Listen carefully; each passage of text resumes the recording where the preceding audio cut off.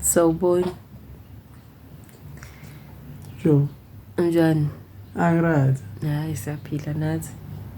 Kukhona into ebalekile lana engisifisa usicobelele ulwazi ngayo. Njengomuntu oku-industry. Imoto. Imoto impela. Nama-truck. Okay. Kodwa ke kakhulukazi sifisa ulwazi mayelana nemoto for now. Okay. Yeah, nge-target market kakhulu abantu besifazane. Okay. Target market yami. Target ngisho lesi target market yakho ngoba usomabhizinisi onolwazi kwizinto zemoto. Yeah. Bayadinga ke bona. Kakhulu. Ngisho lo kakhulukazi ngoba ngumuntu wesifazane and ngihlangabezana nalo nkinga kakhulu. And sengiyabacabangela sisibethu abangani bethu ukuthi bona what are they going through. Ufuna ukushare mina noma ufuna ukushare ulwazi lami? Ngifuna ukushare ulwazi. Okay. Alright. So sisicacise lapho. Ngisanda kuba ne-incident nginemoto la engayithola ngo-2020. Okay. Izothi 3 years ngoDecember. Okay. Hayi moto. Yeah. Mina ngisabuka iseyintsha and futhi ngiyithanda injalo le. Kodwa manje senginesimo la ukuthola ukuthi la ngayithenga khona sebeyaqala bayangishela manje. Okay. Ayivele niyathanda ukushelwa nina. Kakhulu. Yeah. Kodwa manje sengiyadideka ke manje. Okay. Ngiyadideka ngoba imoto yami isayintsha. Ngemoto yathi kodwa manje ngendlela abangishela ngakhona. Bangishela ngesizathu esisodwa ukuthi hayi now siyophela u3 years mabe ngifonela bayasho ukuthi hayi Bosisi wayithenga lini imoto kambe ngibatshela bese bethi how ayi siyoshaya u3 years hayi usuphushile isihambile imoto yakho and siyacabanga ukuthi ungayithokozela ungase uthole entsha fresh ngoba manje isizoqala ukukunikeza inkinga. Yeah. Ake manje ukuthi hayibo ngoba mina ngisayi-enjoy nje kahle anginankinga. Why sebengitshela ukuthi sekumele ukuthi ngithole entsha. Yeah. Ngani ngezizathu ukuthi bathi angiyi-trading. Yeah. Sengiyithola ngiqhathanisa ngendlela futhi nanokuthi anginalo ulwazi ukuthi ngiqhathanisa ini. So cela usicobelele ukuthi what would you advise? Ngokwami mina njengomechanic angisiboni isdingo semoto entsha. Yabo. Ngiyayibona ngiyakwazi ukuqhathanisa ekutheni imoto noma indala ngiyakwazi ukubona ukuthi okay isaphilile. Yabo. Mayithengwa even many trader emsebenzini ema dealership zilethwa kuthina ko-mechanic akube thina si-checkayo ukuthi yini efile kuyona yini edinga ukushintshwa silungise lapho esilungisa khona icleanwe ihambe iyogezwa ibuyisele kwi-floor showroom floor idayiswe as pre-owned. Umehluko ukuthi isuke isi-clean kusuke kuyimoto yakho kwa wena usungayincoma uthi awuyaza indlela emoto usubona kuyi-pre-owned isidayiswa futhi. Yabo. Akukho thena oshintshile. Hayi kusuke kuyiyona leyo moto ukuthi kuyolandwa nje factory. Thathwa yona yakhe ilungiswe omunye ozofika ezoyithenga nakuyena kufakwa i-ribbon anikwe lezo imbali bemshayela izandla angena umgwaqo. Kube imoto era iphile futhi iminyaka nakuyena. Yabo. So umuntu kuhle ukuthi izathu zakhe uyazazi zokuthenga imoto. Yabo. Bozo ukuthenga entsha ngoba mhlawumbe iphakethe livuma 1 2 uyithandile then ayikho inkinga lapho. Yabo. But into ebhlungu abajwayele ukuyenza abantu ukubanika abantu besifazane misconception ukuthi lapha imoto entsha ngeke imhluphe. Yabo. Ziningi imoto ezintsha iphume namhlanje kwi-showroom i-deliver kwi-customer, ibuye mhlawumbe ngakusasa ihlale iyinyanga, kweminye ihlale neminyaka kwi-workshop singayitholi inkinga, yabo. So i-customer leyo phansi phezulu frustratekile, hayibo ngoba yintsha nje le moto, akukho ukuthi ngoba yintsha le moto ngeke ihluphe, yabo. Imoto i-right if u-maintain, udinga umakenika ukuthi imoto i-maintaineke. Most maintain usho kanjani? Maintain ngisho ukuthi ama-service uhlala uwenza. Mongawenza ama-service ilento nje i-oil yakhona, engine oil iluza ama-qualities ayo ekwama lubricating qualities. Lapho iphenduka udaka. Kufana amafutha ayafudumala emotweni azace. Mezacela amafutha akwazi ukungena in between insimbi, because imoto mayisebenza kusebenza insimbi isuke irabha kanje. Irabha kanje. So kusuke khona i-tolerance encane for ukuthi amafutha akwazi ukuthi angene in between wona, yabo. Angena kalula mefudumela amafutha. If uqinisa amafutha eshubile, awakwazi ukuthi lubricate. Ila kwenza khona ukuthi ulimala izinto ke enjinini, ama components ayofa ngendlela ongayiboni wena. Kuyobonakala masuyi-drain amafutha, sekubonakala ama-filings akhona, yabo, ensimbi. Usuyozwa ama-engine knock, isiyoqala ismoke, ama-rings, ama-bearings, imoto isiney'nkinga ey'ningi. Kanti kuqala kwezinto ey'ncane, i-maintenance nje. Uqale kwama-service, i-service umakenika kufanele azi ukuthi iya-check imoto, yabo. I-checkwe ukuze ikwazi ukuthi iphinde futhi i-last until i-service elandelayo.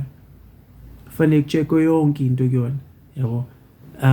Ekwazisa ukuthi yini edinga ukushintshwa, yini ongalindele ukuyishintsha. Umuntu ahlale ehamba ngemoto azi ukuthi okay, mekukhala umsindo umakenika ushilo. Mekukhala umsindo futhi uye kumakenika uyo-check ukuthi kwenzakalani, yabo. Yeah, ngathi uyazizwa inhlungu kodwa uhamba uyaxhuga, yabo. Iyogcina isimileke lapho. But ke wena ngokwakho imoto yakho angithi uthe iyothi 3 years. Yes. Izothi 3 years. Service plan sakhona. Ayisek service plan. Isiphelile service plan. Yes. Imileage yakho kuba khumbula? Yeah, ku 60. Iya ku 60,000. Uyacabanga ukuthi imoto esaya ku 60,000 i-service plan isiphelile. Leyo moto ayikahambi leyo. Shuthi senza mancane ama-service asawenzini, yabo. So bona ngokwabo basuke bazi ukuthi uyophinda ubuye. Bayidesignele lokho le nto la ine-structure yayo. Mebehlala imoto beyidayisa, i-workshop ayenzi imali eningi ngokudayisa imoto. Iqiniso lelo. Aliyenzi imali eningi ngokuyidayisa imoto. Basuke bebudget ekutheni niyobuya, yabo. Masubuya bakuhlephula. Ila yakwazi ukuthi uyenze khona imali i-workshop, i-dealership njalo. I-dealership yenza imali ngokuthi imoto ibuye, ihlezi ibuye, yabo. Fanele ibuyele ama-service, fanele ibuyele inani, fanele kwenziwe imali ngawe, yabo. Yeah. Ayingeni nayo imali imoto ithi hayi nansi imali ngiyanilethela. Fanele umakenika akhe imali ngayo le moto le. Kufanele ngithole into eyirong. Iwona umsebenzi wethu. Njengomakenika okudealership. Umakenika we-dealership umsebenzi wakhe ukuthi yonke indawo futhi umsebenzi wethu vele ukuthi silungise imoto ngithi. Yes. Kufanele silungisile imoto ngenhlanhla ke. Lokho kulungisa imoto kusenzela imali. So kufanele silungise ukuze sithole imali. Iyona ndlela esenza ngayo imali. Sidayisa isikhathi sethu. Yes. Ukuze imoto yakho ibe right, fanele ngibe neshona ngikunika yona ukuthi hayi uyohamba ukhululeke. Kodwa lokho kufanele ngikuchecke, ngikwenze, kufanele ngenze sure ukuthi yonke into i-right kuyona. Shothi noma ungathothi ayinankinga imoto yami, awukwazi ukuthi uthi hayi sis ngicheckile ayinankinga imoto yakho. Mina bese ngikhokhelela ukuthi ungicheckelile ukuthi ayinankinga. Kuyenzeka nalokho. I-diagnostic fee leyo kuphela. khona. Okay. Bengithi mhlawumbe njengokuthi kufanele uthole inkinga emotweni. Kuma dealership kwamanye kuyaxatshwana nomuntu if ukuthi uzothi imoto i-right bayakubuza ukuthi uthasenze kanjani imali kwamanye ama dealership. Yeah. Abanganawo amaqiniso phela ayashiyana. Kodwa kokunye bayakutshela nje ngento enganankinga. So hayi nansi into efile wena uyazi imoto yakho awuzwa umsindo ayina akazi ibe nalutho. Baningi abantu beza kumina bengifonela abasekhaya abasondelene nami bangifonela kuthiwa ayibosihle nakwa Mercedes ngophela Mercedes ngispecialize ngawo nakwa Mercedes bangitshela ukuthi imoto inenkinga engaka kanje quotation ifika ku 50-60,000 yabo. Ngithi mina no benze bengisendele i-quotation ngicheck i-quotation ngicheck ukuthi okay abenze lokhu nalokhu okunye ngizokusiza ngakho. Lokho engibona ukuthi mhlawumbe kuyacosta ukumsebenzi omkhulu or uma mhlawumbe kudinga ama special tools angithandi ukwenza yabo. Ngiyakushiyela ukuthi bekwenze kodwa ngisuke ngiadvisile ukuthi awona yawuza umsindo methi cha akawuza umsindo akayibona inkinga then ngithi hayi abangakwenzi ngizoyichecka nami then sibone ukuthi sikhona nesdingo yabo because kokunye kuku-upsella kubizwa ngoku-upsella lokho and ikona nje kuphela ukwenza imali ngawo. Kodwa-ke kwabantu besifazane asikho isidingo sokuthi behlale benemoto entsha njalo ngoba lokho kuyi-economy yamanje akusakuvumi lokho. Akusavumi ngempela. So ukuba naleyo mindset leyo kuyohlezi bafake ezikweletini. So what would you say? Would you say ukuthi ngingayi-trade in but look at options? No, ungayi-trade in at all. When as long as imoto yakho i-insurance uyikhokhela, then u-safeguardiwe lapho. Okay. Because into ebiza kunawo konke if imoto ishayisa yabo lapho usenkingeni yabo. Panel beater ke yakuhlephula ke ngempela ke panel beater bayithathe futhi yabo. So ihlupha and kubhlungu ukukhokhela imoto wazi ukuthi ise panel beater, kubhlungu ukukhokhela imoto wazi ukuthi ifile yabo.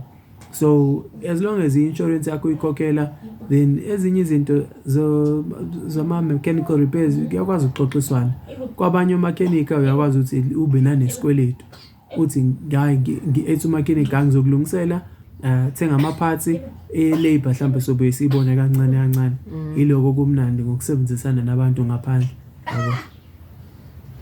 Ngingabona ukuthi uthembele kwama-dealership ila kungena khona iy'nkampani njengeyami o-TLC GREASE MONKEY yabo. Njengawe njenge-customer lami yakhumbula ngikusiza kule mpahla ye-windscreen kodwa soshaya enye ividiyo ngalokho. Hayi asiyibekele okunye ayidlishiyele.